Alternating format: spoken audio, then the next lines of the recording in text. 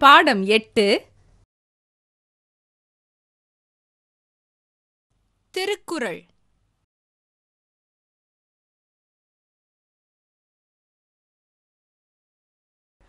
குழந்தைகளே, நாம் இப்போ பார்க்க போகிறது திருக்குறள்.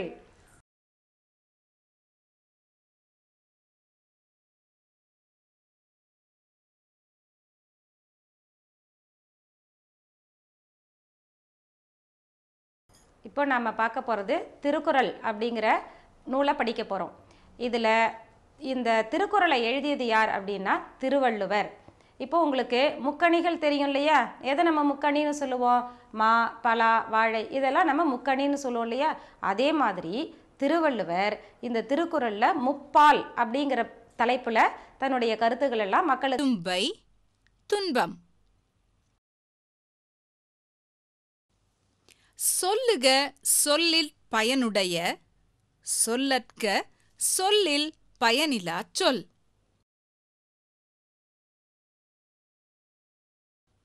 பொருள்: பயன் தரக்கூடிய சொற்களையே நாம் பேசுதல் வேண்டும். பயன் தராத சொற்களை பேசுவதனை தவிர்த்தல் வேண்டும்.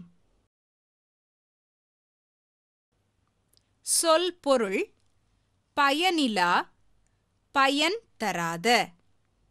விடை அளிக்க.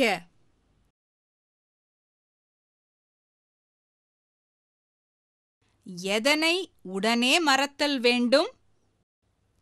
பிறர் நமக்கு செய்த தீமையை உடனே மறத்தல் வேண்டும்.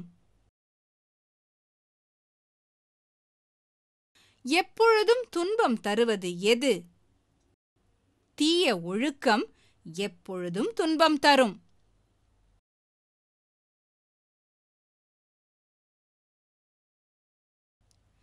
தன் நெஞ்சே தன்னை சுடும். ஏன்? மனமறிந்து ஒருவர் பொய் கூறுதல் கூடாது. அவ்வாறு கூறினால் தன் நெஞ்சே தன்னை சுடும்.